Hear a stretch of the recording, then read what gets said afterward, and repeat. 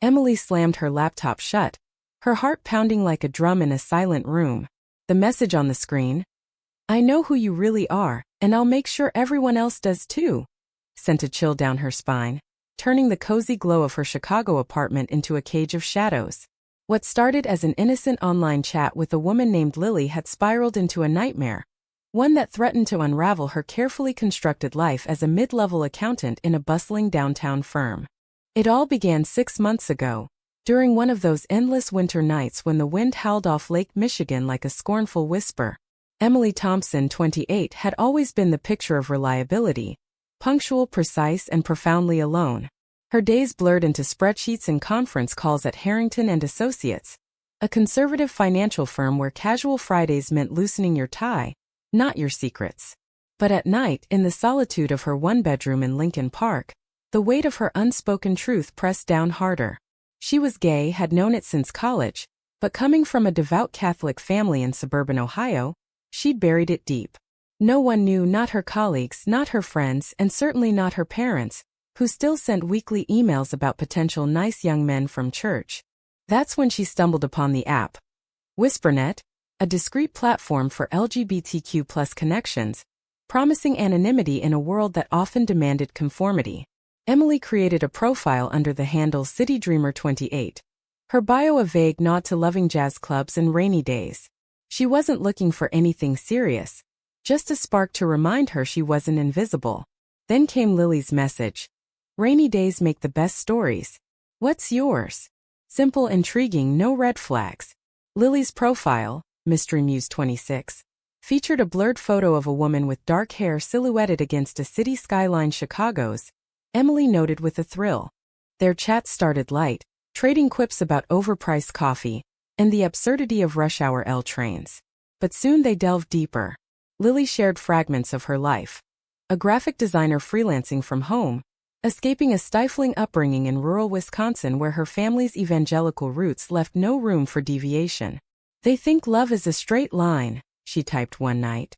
"But mine's more like a maze." Emily opened up too, confessing her fear of judgment, how she dated men in college to fit in, how the charade exhausted her. "I feel like I'm living someone else's life," she admitted. Lily's responses were empathetic, poetic even. "Then let's rewrite the script together." Weeks turned into months, their conversations a lifeline. Emily found herself smiling at her phone during lunch breaks, her coworkers teasing her about a secret admirer. She imagined Lily's voice soft with a hint of Midwestern warmth and pictured their first meeting. A quiet bar in Wrigleyville, hands brushing accidentally. But Lily was elusive about details. "Patience," she'd say. "The best things unfold slowly." Emily respected it. After all, she had her own walls. Yet doubts crept in. Why no video calls? Why the vague job descriptions? She pushed them aside, intoxicated by the connection. One evening, after a grueling day auditing a client's messy books, Emily returned home to a package at her door. Inside, a small silver necklace with a pendant shaped like a labyrinth, a nod to their maze metaphor. The note read, "For navigating us." Her heart swelled. This was real. She messaged Lily immediately. "It's beautiful. When do I get to thank you in person?" The reply came swift. "Soon. But first, tell me more about your family.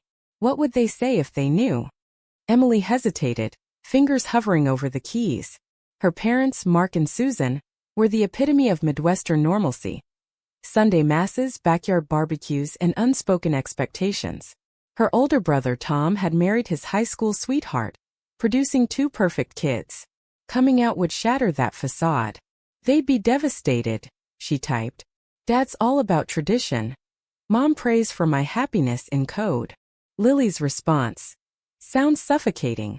You deserve freedom," felt like absolution.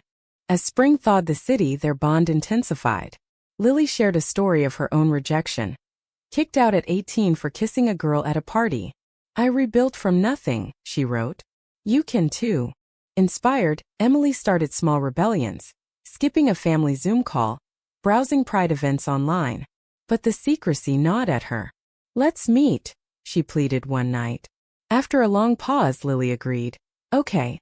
Millennium Park tomorrow at noon. I'll be in the red coat." Emily barely slept, her mind racing with possibilities. What if Lily was everything she imagined? What if this was the start of something authentic? She called in sick to work, a first in her impeccable record, and dressed carefully. Jeans, a soft sweater, the necklace gleaming at her throat. As she approached the Cloud Gate sculpture, the beam reflecting the bustling tourists, she spotted her. A woman in a red trench coat, dark hair cascading over shoulders, hazel eyes scanning the crowd. Lily. Emily's voice trembled. The woman turned, a smile breaking like dawn. Emily. Finally. They hugged awkwardly, then laughed, the tension dissolving. Lily, real name Anna, she confessed, was even more captivating in person. 26, with a sharp wit and a laugh that turned heads. They walked, talked, shared a bench overlooking the lake. I was scared, Anna admitted. Online feels safe, but this. She gestured between them. This is vulnerable. Emily nodded, her hand finding Anna's. Worth it. That afternoon stretched into evening, coffee turning to dinner at a hidden Italian spot in Little Italy. Anna spoke of her freelance life, designing logos for startups, her apartment in Logan Square. Emily shared office anecdotes, careful not to reveal too much about Harrington's. By night's end they parted with a promise. More dates, more truths. But as Emily rode the L home, a nagging doubt resurfaced. Anna had dodged questions about her family name, her exact address. Paranoid, Emily chided herself. Yet, in the days that followed, their meetings became routine. Stolen lunches, weekend strolls along the Riverwalk. Anna's touch, a brush of fingers, a lingering hug ignited something Emily had long suppressed. For the first time she felt seen. Then came the first crack. During a picnic in Grant Park, Anna's phone buzzed incessantly. She silenced it, but Emily caught a glimpse. Dad flashing on the screen. Everything okay? Emily asked. Anna's face tightened. Just family drama. They don't approve of. Well, this. She waved at their intertwined hands. Emily squeezed tighter. Mine neither. But we're in this together. If only she knew how prophetic those words would be. The weeks blurred into a haze of stolen moments and whispered confessions. Emily's life at Harrington and Associates began to suffer late arrivals, distracted meetings. But she didn't care. Anna was her anchor in a sea of pretense. They explored the city like tourists in their own backyard. Art Institute dates where they'd debate Picasso's blues matching their hidden sorrows. Navy Pier Ferris wheel rides where the height mirrored their emotional peaks. One evening, as they watched the sunset from Anna's modest Logan Square balcony, Emily broached the inevitable. What are we doing? This feels real, but we're still hiding. Anna set down her wine glass, her hazel eyes clouding. I know. My family's complicated. Dad's a big shot in finance, old-school values. If he found out about us, it'd be war. Emily's stomach twisted. Finance. Chicago was full of them, but the coincidence prickled. What does he do? Investments, mergers. Boring stuff. Anna changed the subject with a kiss on the cheek, soft and distracting. Emily let it go, not wanting to shatter the fragile bubble. Back at work, the pressure mounted. Her boss, Mr. Harrington, a stern man in his 60s with a penchant for Bible quotes and emails, pulled her aside. Emily, you've been off your game. Everything all right at home? Fine, sir. Just personal matters. She forced a smile, thinking of Anna's laugh. That night, she confided in Anna over text. Boss is on my case. Need to focus, but you're all I think about. Anna's reply. Tell me more about him. Maybe I can help. Emily hesitated, then spilled.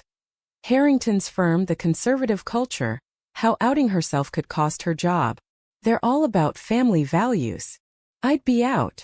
Anna. Sounds toxic. You deserve better. The conversation eased her, but a seed of unease took root. Why the interest in her work? As summer heated up, so did their relationship. They spent a weekend in Michigan dunes, hiking trails hand in hand, sharing stories of past heartbreaks. Anna revealed an ex who cheated, leaving her distrustful. That's why I was mysterious online, she said, tracing patterns on Emily's palm. Protection. Emily shared her own scars. A college fling ended by fear of exposure. I chose safety over happiness. Not anymore. On the drive back, Anna's phone rang again. Dad. She answered curtly. Not now. Hanging up, she sighed. He wants me to join the family business. Thinks design is a hobby. What business? Emily pressed. Anna waved it off. Some firm downtown. Doesn't matter. But it did. That week, Emily overheard office gossip. Harrington's daughter, estranged after college, might return. Anna Harrington, someone whispered. Rebellious type. Emily's world tilted. Anna? It couldn't be. She confronted her that evening at a Wrigley Field game. The crowd's roar drowning her whisper. Is your last name Harrington? Anna froze, hot dog halfway to her mouth. How? The office talk. You're his daughter. Anna set down the food, eyes pleading. Yes, but I didn't know you worked for him when we met. It was coincidence. Emily's mind reeled. Coincidence? You asked about my job, my boss. I was curious after you mentioned it. Emily, please, this doesn't change us. But it did. Harrington was notoriously homophobic, firing an employee years ago over moral concerns. His daughter dating a woman? Catastrophic. I need time, Emily said, leaving mid-game. The next days were agony. Anna bombarded her with messages. Apologies, explanations. I left home because of his bigotry. Meeting you was fate, not scheme. Emily's internal storm raged. Betrayed? Or just scared? Her family called Mom, sensing distress. Honey, come home. We miss you. She didn't. Instead, she met Anna at their park bench. Why hide it? Fear, Anna admitted. Of losing you, of him finding out. They reconciled tentatively, vowing transparency. But the shadow lingered. Emily's performance slipped further. Harrington issued a warning. Shape up or ship out. At home, she stared at the necklace, symbol of their maze. Was this love or a trap? Then, the first real confrontation. Anna invited Emily to her apartment for dinner. Midway through pasta, a knock. Harrington himself unannounced. Dad. Anna blanched. He barged in, eyes narrowing at Emily. Who's this? A friend, Anna stammered. Emily's heart hammered. Friend. The word stung like betrayal. Harrington grunted. We need to talk. Family business. Emily excused herself, fleeing into the night. Outside, tears came. Was Anna ashamed? Text followed. I'm sorry. He's pressuring me to come back. Emily. And us. Anna. I don't know. The uncertainty festered. Emily's family visited unexpectedly, parents and brother, for a surprise weekend. Over brunch at her apartment, Mom probed. Any special someone? No, Emily lied, the necklace hidden under her shirt. Dad preached about traditional paths. Tom joked about setting her up. The pressure built, a vice on her chest. She messaged Anna. Can't do this half in, half out. Anna. Give me time. I'll tell him. But days passed, silence. Emily's work suffered. A major error in a report drew Harrington's ire. One more slip, Thompson, and you're gone. Desperate, she drove to Anna's. We need to decide. Anna opened the door, eyes red. Dad offered me a position, but only if I straighten up. No distractions. Meaning me. Emily's voice cracked. Anna nodded. I have to choose. The words hung like a guillotine. Emily's world narrowed to that moment. Love versus security, truth versus survival. What will you do? She whispered. Anna's silence was answer enough. The fallout began subtly, like cracks in a foundation before the collapse. Emily returned to work the next Monday, her eyes puffy from sleepless nights, determined to salvage her job if not her heart. Harrington's office loomed larger, his gaze sharper during the morning huddle. Focus team, he barked, his words feeling personal. Anna's messages dwindled to apologies. I need space to think. Emily resisted replying, channeling hurt into spreadsheets. But the pain leaked out. A snapped response to a colleague, a missed deadline. Whispers circulated. Thompson's unraveling. At home, isolation deepened. She avoided friends, scrolling through old chats with Anna, replaying the betrayal. Friend. The word echoed, a dagger. How could Anna reduce them to that? Then the family call. Mom's voice concerned. Emily, you sound off. Is it work? A man. No, Mom. The lie tasted bitter. Come home for the 4th. We can talk. Emily agreed, craving normalcy. The drive to Ohio was a blur of highways and regrets. Her parents' house, with its white picket fence and American flag, felt like a relic. Dad grilled burgers, Mom baked pie. Tom and his family arrived, kids squealing. Over dinner the questions came. Still single? Tom teased. Emily forced a laugh. Busy with career. Dad nodded approvingly. Good. Family first, but find a good man soon. The words ignited something. What if it's not a man? Silence fell like a bomb. Mom's fork clattered. What do you mean? Emily's pulse raced. This wasn't planned, but the dam broke. I'm gay, Mom. Dad. I've been seeing a woman. Tom's wife gasped. The kids were ushered out. Dad's face reddened.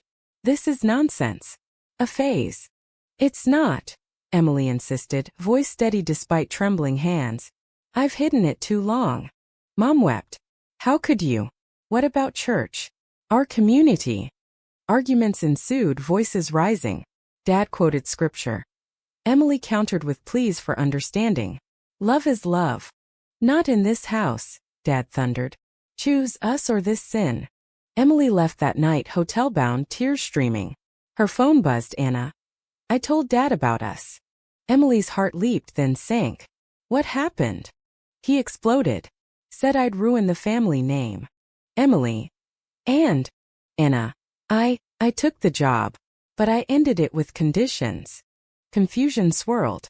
Ended what? Before she could respond, her work email pinged. Urgent meeting, Harrington. Back in Chicago, dread mounted. The meeting. Harrington's office door closed. Thompson, I know about you and my daughter. Emily blanched. Sir. Don't deny it. Anna confessed. This lifestyle is incompatible with our firm's values. It's personal, Emily protested. Not when it involves family. His eyes were steel. Resign quietly or I'll make it public. Blackmail? Emily's mind raced. Anna had told him, but why? To protect herself? She stormed to Anna's apartment. You threw me under the bus. Anna, disheveled, shook her head. No. I thought it'd force his hand. Show him we're serious. Serious? You took the job. To change things from inside. But he twisted it. Betrayal burned. You sacrificed me for your position. Anna reached out. Emily, please. I love you. Love? This is cowardice. The argument escalated, accusations flying. Anna admitted the online mystery was partly to scout her father's firm curiosity about the enemy. But falling for you was real. Emily recoiled. You used me. No. It evolved. Hurt turned to rage. Emily left, blocking Anna's number. The next days were hell. Resignation loomed. Family silent. Friends noticed her withdrawal, but she isolated further. Then a twist. An anonymous email to her parents, linking to a private chat log, intimate but not explicit, outing her fully. Who did this? Emily demanded of no one. Suspicion pointed to Harrington or Anna. Trust shattered. She confronted Harrington at work. This is harassment. He smirked. Prove it. Now your resignation. Defiant, Emily refused. Fire me. I'll sue.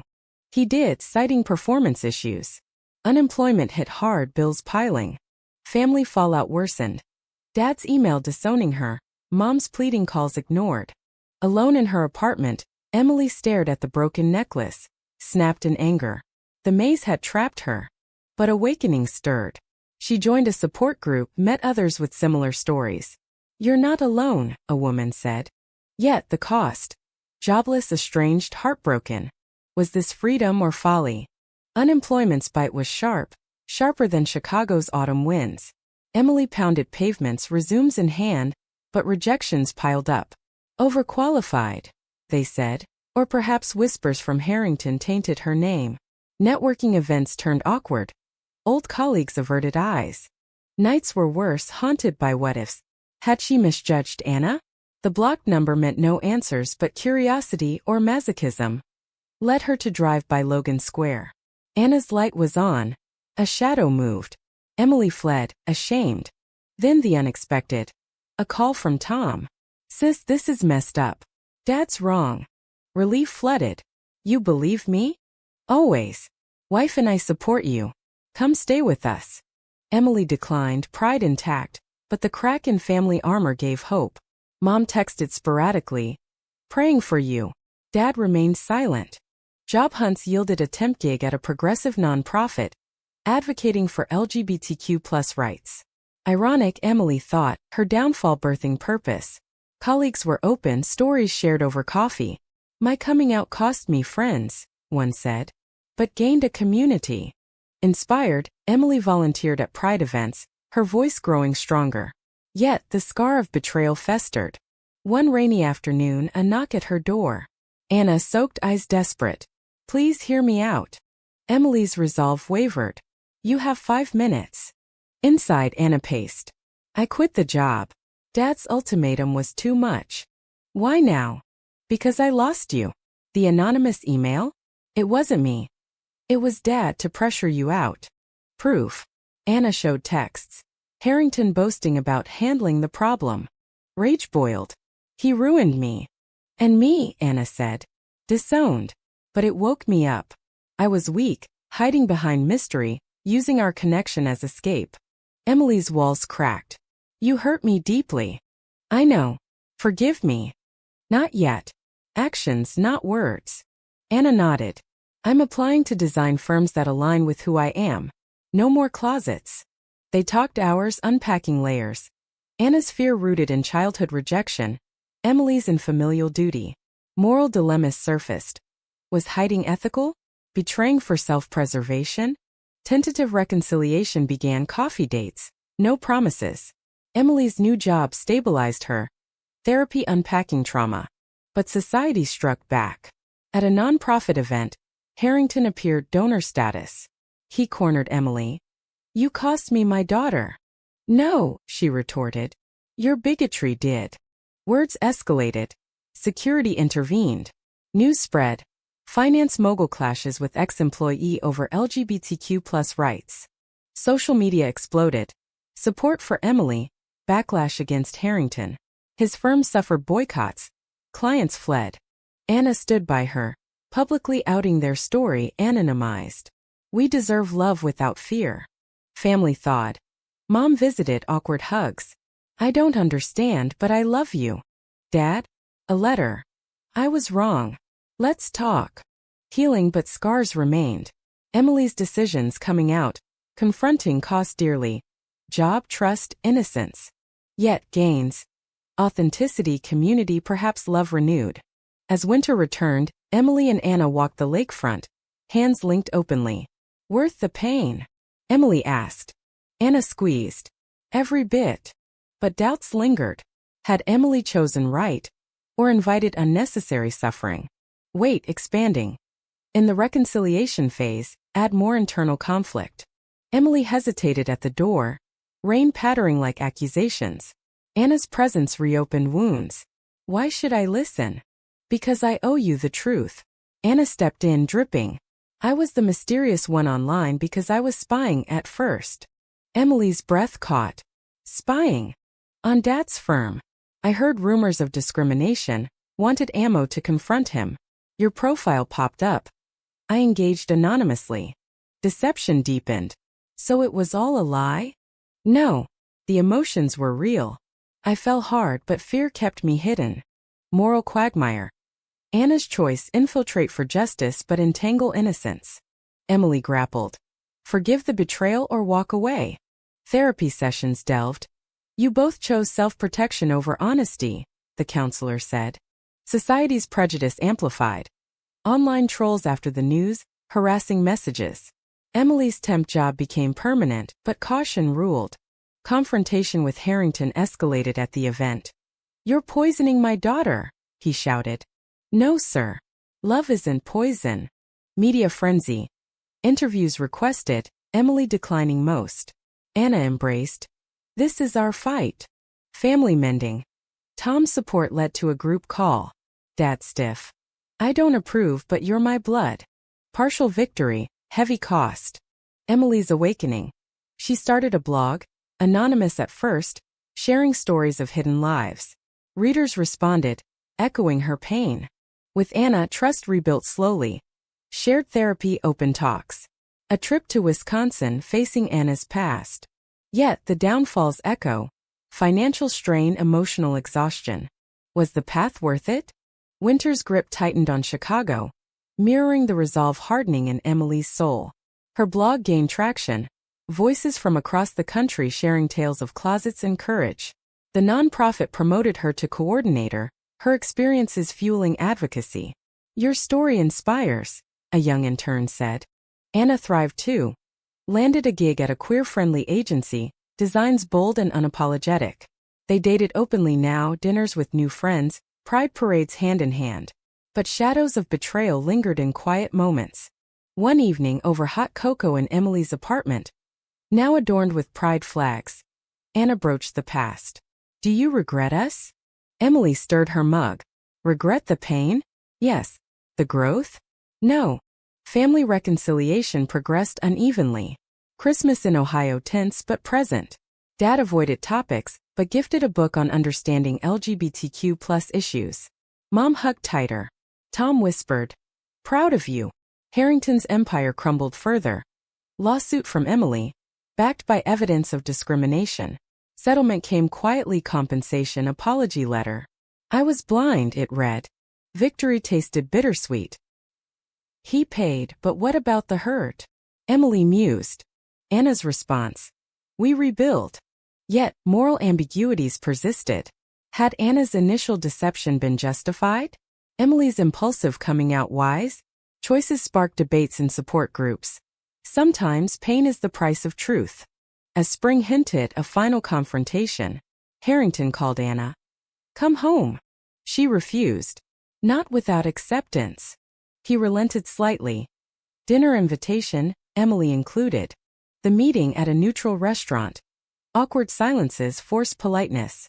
Harrington eyed their joined hands. It's hard. Try harder, Emily said calmly. Discussions turned raw. Prejudices unpacked, tears shed. No full resolution but a start. Back home, Emily reflected. Her downfall, the mysterious online love, had dismantled her world. But from ruins rose strength. Lost job led to purpose. Betrayal to deeper trust. Isolation to community. Anna curled beside her. We're survivors. Emily nodded, but questions remained. The story's end posed one. In a world of hidden truths and societal chains, was Emily's pursuit of authentic love, despite the betrayals, losses, and moral gray areas, ultimately the right choice, or did it cause unnecessary destruction that could have been avoided by staying silent? Expanding. Add more on the dinner. Harrington arrived stern, but age showed in his eyes. Anna, Emily. Small talk faltered. Then direct. I raised you traditionally. Anna. Tradition that excludes love?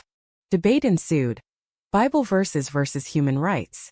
Emily shared her family's shift. Change is possible. Harrington softened marginally. Perhaps. Departure with promises of more talks. Emily's internal peace grew, but the cost tallied. Therapy bills, strained relations, lingering anxiety. Yet awakening triumphed. She spoke at events, empowering others. The question lingers.